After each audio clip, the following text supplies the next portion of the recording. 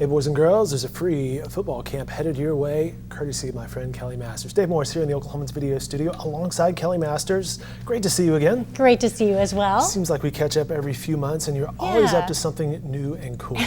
So congrats on that and welcome into the studio. Thank you so much. Good to be here.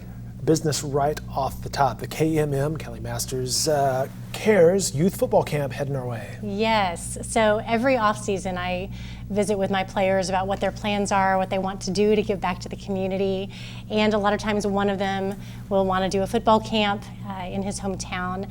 This year, a lot of my players decided to come together and say, why don't we get the whole family together, the whole KMM Sports team together to do one big football camp to give back to Oklahoma City, where we're obviously based. And so we're doing it. It's Saturday, June 22nd. I'm going to have over a dozen of my current and former NFL players. Some OU and OSU legends are going to be stopping by. So it's going to be a great day. It's completely free. Students do have to register, so parents, coaches, register your kids.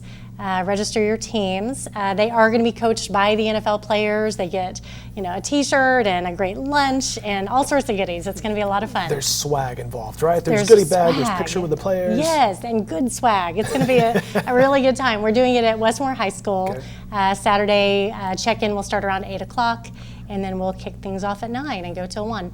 All right, so you saw the dates, the times. It is Westmore High School. It is free. You have to register in advance, but boys and girls and your players, you're putting the band together, as you mentioned, with all these players. Are they excited to do this? They're really excited. A lot of them have not been to Oklahoma. Even though I'm based here, I represent players from all over the country. And I do have to tell on one of my players who is from Michigan State. He now plays for the Dallas Cowboys. He's never been to Oklahoma City, and he actually asked me, is there an airport in Oklahoma City? Come on. So I'm excited. I'm excited to welcome all of my NFL players to Oklahoma City, show off the city a bit, and then pour out to about 200 kids. We have airplanes, we have cars, we have Uber, we have scooters. We don't live in teepees. We have transportation. Indoor plumbing. Indoor plumbing, yes. We're very advanced. And if there's one thing we know about in this state, it's football. Absolutely, absolutely. Right. Boys and girls, 7 to 14. So, and I want to dive into some of this a little bit more, but getting the girls involved as well. Love it. Every time we have a camp, we have maybe 1 or 2 girls show up, and I love that. And I know girls who play football. I know girls who coach, women who coach football and referee, and obviously work in all facets of football. And not to say that every girl is going to aspire to play football, but let's say some of them do and have great opportunities to showcase their talent here at this camp. And even for those girls who don't, maybe they play another sport, or they just want to get out and have fun and learn some fundamentals, basically. We're going to create lifelong football fans. And working in the NFL is always trying to grow the fan base among women. And the NFL is very popular among women, but what if we have even more girls out there that grow up playing the game and really have an appreciation for it? So yes, boys and girls, it's non-contact, so parents don't need to worry. No one's going to get decleated. It's going to be, it's going to be fun. It's going to be football, but it's non-contact and it's focusing on the fundamentals. That is awesome. Yeah. A book that I'm reading right now is by David Epstein called Range. And he leads off with the example of Tiger Woods and Roger Federer. Tiger grew up focusing on one sport. His dad, Earl, had him play golf, play golf, play golf. Federer, though, did a whole bunch of different sports. Eventually, he gravitated towards tennis, which I think his mom was a tennis coach, maybe. But to your point of boys and girls participating in this football camp, any sport, no matter what you're playing, can benefit from another sport in some way, whether it's eye-hand coordination or footwork. You can gain some skills. And even being part of a team. I grew up doing an individual sport and really feel like I missed out. World champion at it as well. But I really feel like I missed out on learning about that, about being part of a team. And so these opportunities for boys and girls are so important. I always think it's interesting when they look at all the players drafted in the NFL, and the vast majority of them played multiple sports all the way through high school. Sure. So it's not just about, yes, in certain circumstances there are specializations, but it makes a lot of sense to really allow kids to try lots of different activities and gain lots of different skills.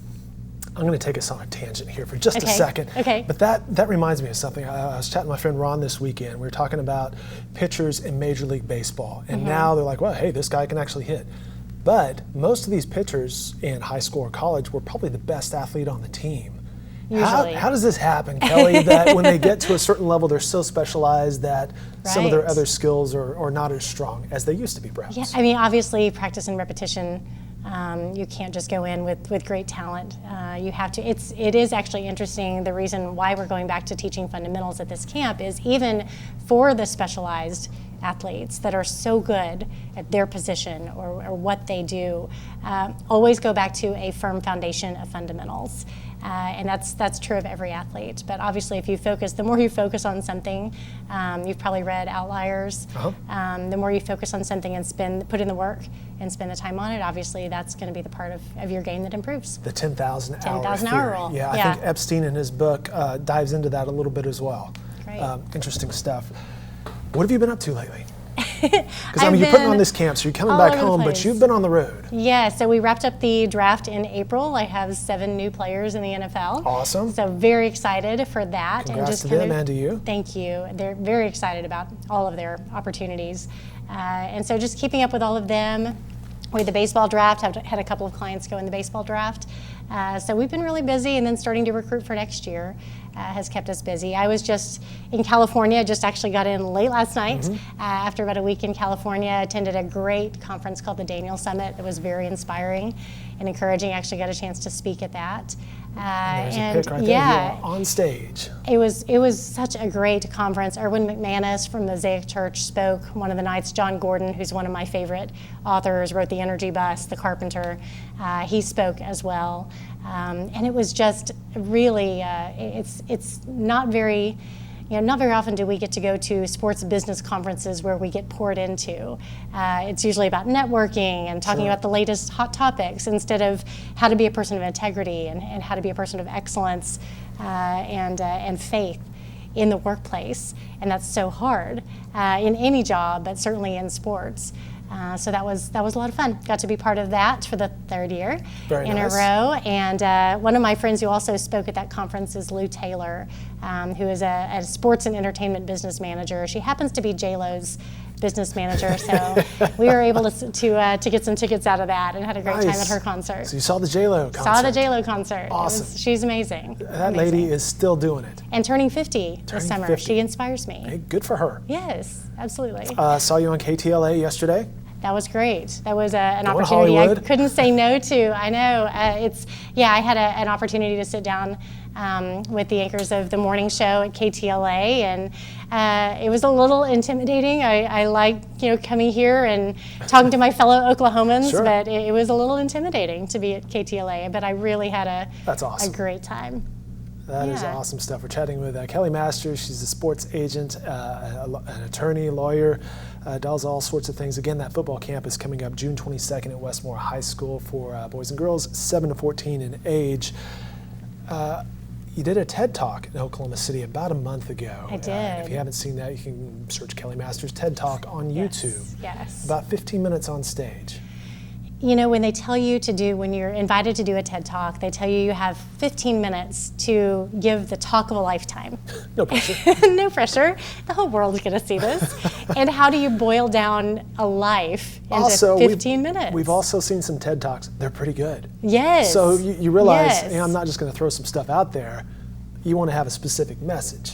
You do, and it's, I don't think I'm going to go viral at any point in time in my life, but I felt like I really needed to hit home the messages that were most important to me, and so letting go of fear, being willing to, what I call fight in your own armor, which basically means don't compare yourself or think that you have to have what someone else has in order to be what you are destined to be. It's so hard. We live in a world of comparison, and we're comparing our reality to the filtered stuff we see on social media. Well, we just it's really hard. We saw your images on Instagram. Well, Kelly's on KTLA today. What am I doing? Why am I not on Right. something? as an We do. example. We all do it. I do it. You sort of compare I look yourself and say, well, to- why am I not getting those opportunities? Maybe I'm not good enough. Maybe I haven't worked hard enough. And we could spend time beating ourselves up, or we could take account of, this is what I have to offer. How can I be my personal best today? It is hard to focus on that, but what we all have to offer, you mentioned in your TED Talk you were shy growing up, but then you decided, hey, my focus is going to be on your focus was not going to be on what all can I accomplish. Right. It was, what is my purpose? What's my purpose?